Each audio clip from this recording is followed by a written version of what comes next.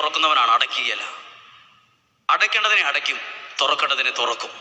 വിശുദ്ധ ലൂക്കായുടെ സുവിശേഷം 5-ാം അധ്യായത്തിന്റെ ഹെഡിങ് വായിച്ചാൽ നമുക്കൊന്നും മനസ്സിലാവില്ല. ആദ്യ ശിഷ്യന്മാർന്ന് എഴുതിയിരിക്കുന്നത്. അപ്പം നമുക്ക് തോന്നും അത് ദൈവത്തിന്റെ പ്രത്യേകം വിളിയുള്ളവർക്ക് മാത്രം എഴുതിയിട്ടുള്ള ഒരു ഭാഗമാണെന്ന് ചിലപ്പോൾ തോന്നാം. പക്ഷെ അത് എഴുതിയിരിക്കുന്നത് മുഴുവൻ നഷ്ടങ്ങളുടെ കഥയാണ്. എല്ലാ വഴികളും അടഞ്ഞുപോയ ഒരാളെ കുറിച്ച് എഴുതിയിരിക്കുന്ന വചനം പെട്ടെന്ന് വായിക്കുകയാണ്. പെട്ടെന്ന് നിങ്ങൾ ഏറ്റെടുക്കണമേ എന്ന് ഓർമ്മിപ്പിക്കുന്നു. ഈശോ ഒരു തടാക തീരത്ത് ആയിരക്കണക്കിന് ആളുകളോട് ദൈവത്തിന്റെ വചനം പറഞ്ഞുകൊണ്ടിരിക്കുന്നു. ഒന്ന് ഭാവനയിൽ അത് കാണണം. ഒരുപാട് പേര് ചുറ്റും നിന്ന് ഈശോയിൽ വചനം കേട്ടുകൊണ്ടിരിക്കുകയാണ്. എഴുതിയിരിക്കുകയാണ്, ഈശോ ആളുകളെ കണ്ടു എന്ന് എഴുതിയിട്ടില്ല. അപ്പുറത്ത് 2 വള്ളങ്ങൾ കരയോടടുത്ത് കിടക്കുന്നത് യേശു കണ്ടു എന്ന്. ഇപ്പോൾ ഞാൻ നിങ്ങളോട് പറയാണ്, ഞാൻ ഇവിടെ ഇരിക്കുന്ന ആയിരക്കണക്കിന് ആളുകളെ കണ്ടില്ല, അപ്പുറത്തൊരു വാഹനത്തിന്റെ പുറകിലിരിക്കുന്ന ഒരാളെ കണ്ടു എന്ന് പറയുന്ന പോലെയാ. ഇത്രയും പേര് ഇവിടെ ഇരിക്കുന്നത് ശ്രദ്ധിച്ചില്ല. ഈശോയുടെ കൂടെ അനേകായിരങ്ങൾ. ഈശോ ശ്രദ്ധിച്ചത് അപ്പുറത്ത് കിടക്കുന്ന 2 വള്ളം.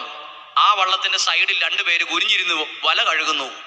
ഇനി വചനം പഠിക്കുമ്പോൾ കാണുന്നതിനറിയോ, ഈ കൂട്ടത്തിൽ നിൽക്കുന്ന ആളുകളെ പോലെ അല്ല, മനസ്സ് വിഷമിച്ച് രാത്രി മുഴുവൻ മീൻ പിടിക്കാൻ പോയി ഒന്നും കിട്ടിയിട്ടില്ലാത്ത മനസ്സ് വേദനിച്ചിരിക്കുന്ന 2 പേരാണ് അവിടെ ഇരിക്കുന്നത്. അപ്പോൾ ഈശോ എന്താ കണ്ടത്? ഏറ്റവും നല്ല ഡ്രസ് ഇട്ടവരെ കണ്ടു എന്നല്ല, പണമുള്ളവരെ കണ്ടു, സ്റ്റാൻഡേർഡ് ഉള്ളവരെ കണ്ടു എന്നല്ല. ഈശോ എപ്പോഴും കാണുന്ന ആരെയാ? ഏറ്റവും വിഷമമുള്ളവരെ ഈശോ കാണും. 2 പേരെ കണ്ടു. വേഗത്തിൽ പറയാം. ഈശോ അവരോട് വചനം പറഞ്ഞുകൊണ്ടിരിക്കുന്ന സമയത്ത് ഇങ്ങോട്ട് വന്നിട്ട് ഈ 2 വള്ളത്തിൽ ഒരാളുടെ വള്ളം, ആരുടെ വള്ളമായിരുന്നു എഴുതിയിട്ടുണ്ട്? ശിമയോന്റേതാണ് വള്ളം. ശിമയോന്റെ എഴുതിയിരിക്കുകയാണ്. ഈശോ ആ വള്ളത്തിൽ കയറി. ആ വചനഭാഗത്ത് ഏറ്റവും നല്ല വാക്ക് ഏതാന്ന് ചോദിച്ചാൽ ഈ വചനമാണ്. ഏത്? ഈശോ അവിടെ നിന്ന് വന്ന് വേദനിച്ചിരിക്കുന്ന ശിമയോൻ പത്രോസിന്റെ വള്ളത്തിനകത്തോട്ട് നടന്നു കയറിയെന്ന്. ഒറ്റ കാര്യം നടന്നാൽ മതി, നിങ്ങളുടെ ജീവിതത്തിലേക്ക്, നഷ്ടത്തിലേക്ക്, വേദനയിലേക്ക്, പ്രതീക്ഷ നഷ്ടപ്പെട്ട കാര്യങ്ങളിലേക്ക് ഈശോ കയറിയാ മതി. ഇനി വചനം വായിച്ചു നോക്കിയോ. ഈശോ കയറിയ പിന്നെ ജീവിതം തന്നെ മാറി. ശിമയോൻ പത്രോസിന്റെ ലൈഫിൽ ഭയങ്കര ചേഞ്ച് ഉണ്ടായ ഒരു സമയം അത്. ഈശോ കയറി. ആരാധന നടത്തുമ്പോൾ, പാട്ട് പാടുമ്പോൾ, ദൈവത്തെ സ്തുതിക്കുമ്പോൾ, ദൈവം എൻ്റെ ജീവിതത്തിനകത്തേക്ക് വരണം, എൻ്റെ നഷ്ടത്തിൽ വരണം. ദൈവം വരും. ഈശോ കയറിയിട്ട് ഈശോ പറഞ്ഞൊരു വാക്കെന്നറിയോ? ഒരു 2 കിലോമീറ്റർ മുന്നോട്ട് പോകാനല്ല പറഞ്ഞേ, ഒരു ചെറിയ കാര്യം ആവശ്യപ്പെട്ടു. അല്പം അകലേക്കൊന്ന് മാറ്റണമെന്ന് പറഞ്ഞു. ഈശോ ജീവിതത്തിൽ വരുമ്പോൾ ആദ്യം ആവശ്യപ്പെടുന്നത് ഒരു മാറ്റമായിരിക്കും. പലരുടെയും ജീവിതത്തിൽ ഈശോ വന്നിട്ടുണ്ട്. ഈശോ വന്നു കഴിഞ്ഞപ്പോൾ ഒരു മാറ്റം ആവശ്യപ്പെട്ടു. പലരും മാറ്റാൻ ആഗ്രഹിച്ചില്ല. അതാ ദൈവത്തിന്റെ അനുഗ്രഹം പലരുടെ ജീവിതത്തിലും കുറഞ്ഞു പോയേ. ഈശോ വന്നപാടെ പറഞ്ഞു എന്നാ? വലയെറിഞ്ഞോ മീൻ പിടിച്ചോളാനല്ല പറഞ്ഞേ. ഈശോ പറഞ്ഞു അല്പം അകലേക്ക് മാറ്റണം. ഈശോ ദൈവവചനം എന്നെ കൊണ്ട് ദൈവം പറയിക്കുമ്പോൾ എന്നോടും നിങ്ങളോടും, എന്നെ കൂടെ കൂട്ടി പറയാം, എന്നോട് ഈശോ പറയും ജീവിതം ഒന്ന് അല്പം മാറ്റണം, ജീവിത രീതി മാറ്റണം, സ്വഭാവം മാറ്റണം. ഒത്തിരിയൊന്നും വേണ്ട, ആദ്യം ഒരല്പവേലും ഒന്ന് മാറ്റ്, ഒരു 5% മാറ്റാൻ നോക്ക്, പരിശ്രമിക്കുകയും ചെയ്യ് പറയും. പറഞ്ഞേ ഹല്ലേലൂയ. പത്രോസ്ലീഹ പറഞ്ഞില്ല മാറ്റാൻ ഒക്കുകയില്ലെന്ന്. വേണേ പറയായിരുന്നു. കാരണം എന്നാ? ഇന്നലെ രാത്രി മുഴുവൻ ഫുഡ് പോലും കഴിക്കാതെ, വെള്ളം പോലും കുടിക്കാതെ, വല ഇറങ്ങി മീൻ പിടിക്കാൻ പോയിട്ട് ഒന്നും കിട്ടാതെ മനസ്സ് വിഷമിച്ച് ഉറക്കക്ഷീണമായിട്ട് ഇരിക്കുക. ന്യായമായിട്ട് പറയായിരുന്നു എനിക്ക് ഒക്കാൻ ബുദ്ധിമുട്ടുണ്ടെന്ന്. രാത്രി മുഴുവൻ ഉറങ്ങാതിരിക്കുക, ഇച്ചിരി ബുദ്ധിമുട്ടുണ്ടെന്ന് പറഞ്ഞേനും. പത്രോസ്ലീഹ പറഞ്ഞില്ല ബുദ്ധിമുട്ടുണ്ടെന്ന്. പത്രോസ്ലീഹ അത് കേട്ടപാടെ അല്പം അകലേക്ക് നീക്കി. മാറിയ സ്ഥലം നിങ്ങൾ ചിന്തിക്കണം. ഈ വള്ളം ഇപ്പോൾ അല്പമേ മാറിയിട്ടുള്ളൂ, 1 കിലോമീറ്റർ പോലും മാറിയിട്ടില്ല. അവിടെ ഇരുന്ന് ഈശോ കുറച്ചു കഴിഞ്ഞ് പത്രോസിനോട് പറയുവാണ്, പത്രോസ്ലീഹയോട് പറയുവാണ്, ആഴത്തിലേക്ക് നീക്കി വല ഇറക്കാൻ. എവിടെ ആഴം? നിങ്ങൾ കടൽ കണ്ടിട്ടുള്ളവരാണല്ലോ. കടലിന്റെ തീരത്ത് ആഴമില്ല. ഈശോ പറഞ്ഞ് തെറ്റിപ്പോയി നമുക്ക് തോന്നും. അല്പം അകലേക്ക് നീക്കാനേ ആവശ്യപ്പെട്ടിട്ടുള്ളൂ. വള്ളം കിടക്കുന്നത് ഇപ്പോൾ കടലിനോട് തീരത്ത് തന്നെയാ. ഈശോ പറയുക പത്രോസിനോട് വല ഇറക്കിക്കോ ആഴത്തിലേക്കെന്ന്. ആർക്കാ എക്സ്പീരിയൻസ് കൂടുതൽ? വല ഇറക്കാൻ പറഞ്ഞ ആൾക്കോ വല എറിയുന്ന ആൾക്കോ? ശിമയോൻ പത്രോസ് ഈ ജനിച്ച കാലം തൊട്ട് കടലും തിരമാലയും വലയും വള്ളവുമായിട്ട് നടക്കുന്ന ആളാ. ഈശോയ്ക്ക് എക്സ്പീരിയൻസ് കുറവ്. എക്സ്പീരിയൻസ് കുറവുള്ള ഈശോയെ പറയുന്നേ ആഴത്തിലേക്ക് വല ഇറക്കാൻ. അപ്പോൾ ഈ ശിമയോൻ പത്രോസ് വേണമെങ്കിൽ പറയാൻ പാടില്ലായിരുന്നോ, കർത്താവേ ഇവിടെ ആഴം കുറവാ, ഇവിടെ മീൻ പിടിച്ചാൽ ഒന്നും കിട്ടില്ല, വല്ല പായലേ കിട്ടുള്ളൂ, ജീവിക്കാനുള്ള ഒന്നും ഇവിടെ കിട്ടിയല്ല, ഇവിടെ ഒരു സാധ്യത ഇല്ലാത്ത സ്ഥലമാണ്, പറഞ്ഞില്ല. പറഞ്ഞത് വേറൊരു കാര്യമാ. ഇന്നലെയൊന്നും കിട്ടിയിട്ടില്ല, എങ്കിലും നീ പറഞ്ഞതനുസരിച്ച് ഞാൻ വല ഇറക്കും. ഇത്രയും ചെയ്താൽ മതി. ഇത് മതി ജീവിതം അനുഗ്രഹിക്കപ്പെടാൻ എന്ന്. രണ്ട് കാര്യം. ഈശോ ജീവിതത്തിലേക്ക് വരുമ്പം വേണ്ടാന്ന് പറയാണ്ടിരിക്കുക. രണ്ടാമത്തെ കാര്യം, വരുമ്പോ ഒരു ചെറിയ മാറ്റം ആവശ്യപ്പെടുമ്പം പറ്റില്ലെന്ന് പറയാണ്ടിരിക്കുക, മാറാൻ തയ്യാറാവുക. 3, ഇങ്ങനെ പറയണം, നീ പറഞ്ഞതുപോലെ ഞാൻ പ്രവർത്തിക്കും. എന്നതാ പറഞ്ഞത് നിങ്ങൾ ഓർക്കണം. നമ്മൾ ചിന്തിക്കുമ്പോൾ ഇങ്ങനെ ഉത്തരം കിട്ടും. ലോകത്തിൽ ആരും കടൽ തീരത്ത് മീൻ പിടിച്ച് രക്ഷപ്പെട്ടിട്ടില്ല. അവനവന്റെ കാര്യത്തിന് ചിലപ്പോൾ ഒരു നേരത്തെ ആഹാരത്തിന് വല്ലോ കിട്ടിയതിരിക്കും. പത്രോസ്ലിക്ക് പറയില്ലായിരുന്നോ, കർത്താവ് ഇവിടെ മീൻ പിടിച്ചിട്ട് ആരും രക്ഷപ്പെട്ടതായിട്ട് എൻ്റെ അറിവിലില്ല. ചിലപ്പോൾ ദൈവം നമ്മളോട് പറയുന്നത് എന്നായിരിക്കും അറിയോ? ലോകത്തിൽ പലരും നോക്കിയിട്ട് വിജയിക്കാത്തൊരു സ്ഥലവും സാഹചര്യവും നമ്മളെ കാണിച്ചിട്ട് പറയും. നമ്മൾ എന്ത് പറയണം? അയ്യോ, അത് അവർ ചെയ്തിട്ട് രക്ഷപ്പെട്ടിട്ടില്ല, ഇവർ ചെയ്തിട്ട് ശരിയായിട്ടില്ല. ഞാൻ പറയേണ്ടത് അവർ ചെയ്തിട്ട് ശരിയായോ എന്നുള്ളതല്ല, നീ പറഞ്ഞതനുസരിച്ച് ഞാൻ പ്രവർത്തിക്കും. ശിമയോൻ പത്രോസ് പറഞ്ഞു, നിന്റെ വാക്കനുസരിച്ച് ഞാൻ വല ഇറക്കും. ഇതാണ് ശിമയോൻ പത്രോസിന്റെ ജീവിതം അനുഗ്രഹിക്കപ്പെടാൻ കാരണമായ വചനം. പറഞ്ഞേ ഹല്ലേലൂയ. ഒരു കരം ഉയർത്തി എന്ന് പറഞ്ഞേ ഹല്ലേലൂയ. ദൈവം വഴി തുറന്ന കേട്ടോ. അടുത്ത കേട്ടോ, വല ഇറക്കി കഴിഞ്ഞപ്പോൾ എന്തേരം മീൻ കിട്ടിയെന്ന് എഴുതിയിരിക്കുന്നേ? വല കീറത്തക്ക വിധം. ഇത് പുതിയ വലയല്ല, ഇന്നലെ മീൻ പിടിക്കാൻ ഉപയോഗിച്ച അതേ വലയായി ഇപ്പൊ ഉപയോഗിച്ച്. നമ്മളാണെങ്കിൽ ചിലപ്പം പറയില്ലായിരുന്നോ, ആ വലയ്ക്കും വള്ളത്തിനും ഏതോ കൂടോത്രം ഉണ്ട്, അത് വിറ്റിട്ട് വേറെ മേടിക്കണമെന്ന് പറഞ്ഞേ. എടാ, ആരോ എന്തോ ചെയ്ത് കിടപ്പുണ്ട്, അതാ നിനക്ക് എല്ലാത്തിനും തടസ്സമെന്ന്. ആരോ എന്തോ ചെയ്തോണ്ടല്ല തടസ്സം, ജീവിതത്തിൽ ദൈവം കയറാത്തോണ്ടാ പ്രശ്നം. പറഞ്ഞേ ഹല്ലേലൂയ. ആ ഈശോ പറഞ്ഞില്ലല്ലോടാ, ഈ വള്ളം വിക്ക്, ഈ വല നീ മറിച്ചു കൊടുത്തിട്ട് പുതിയ ഒരെണ്ണം കൊണ്ടുപോവാ, ഞാൻ ശരിയാക്കി തരാം എന്നല്ല പറഞ്ഞത്. ഈ വള്ളം മതി, ഈ വല മതി, ഇപ്പൊ ഞാൻ കൂടെയുണ്ട്.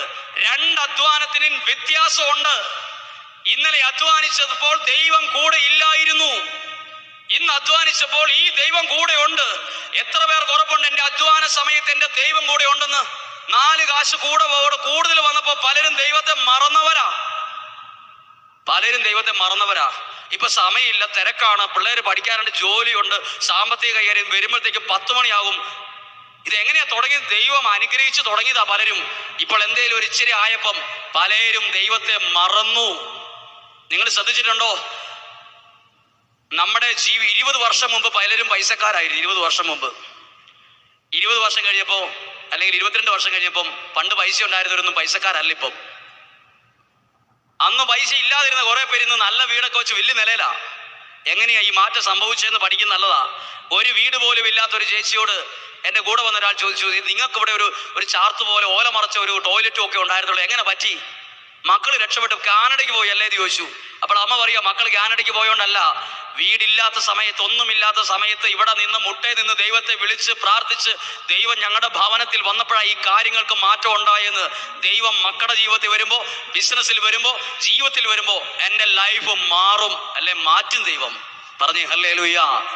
എന്തിനാ ഈ തൊണ്ണ പൊട്ടിക്കുന്ന ഈ മൈക്കിലൂടെ നിങ്ങൾ ചിലപ്പോൾ ചോദിക്കും, ഇച്ചിരി ഒച്ച കുറച്ച് പറഞ്ഞാൽ പോരെന്ന്. ദൈവം ജീവിതത്തിൽ വന്നു എന്ന കാര്യം ഞാൻ പറയുമ്പോഴേ ഓട്ടോമാറ്റിക്കായിട്ട് ഒച്ച കൂടി പോകുന്ന. കാരണം ഇത് അനുഭവിച്ച ആളായോണ്ടാണ് ഇത് പറയുന്നത്. ശബ്ദം കൂടാൻ കാരണം നോർമലായിട്ട് ബോധപൂർവ്വം എടുത്തതല്ല. ദൈവം ജീവിതത്തിൽ കയറിയപ്പം ഭയങ്കരമായിട്ട് ദൈവം വഴി തുറന്നു. ഇനി മീൻ എന്തേരം കിട്ടിയെന്ന് എഴുതിയിരിക്കുക, വല കീറത്തക്ക. ഇത്രയും നാൾ കിട്ടിയിട്ടില്ല ഈ മനുഷ്യൻ ഇത്രയും.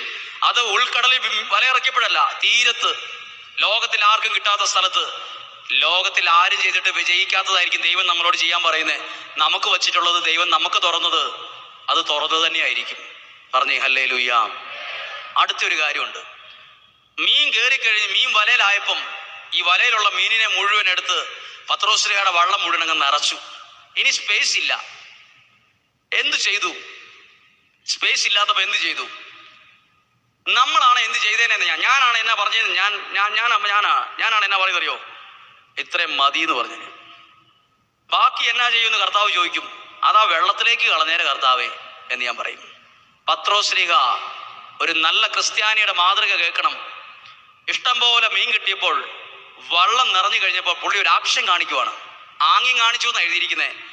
ആംഗ്യം കാണിച്ചിട്ട് കർത്താവിനോട് പറയുവാണ്, കർത്താവേ, എൻ്റെ കൂടെ ഉണ്ടായിരുന്നോമാർ അപ്പുറത്ത് കിടക്കുന്നേ, അവരും എന്നെ പോലെ തന്നെ ഒന്നും ഇല്ലാത്തവരാ. അവരധ്വാനിച്ചിട്ടൊന്നുമില്ല, കാലിയ വിഷമിച്ചിരിക്കുന്നവരാ. അവരെയും കൂടെ വിളിക്കട്ടെ എന്ന് ചോദിച്ചു.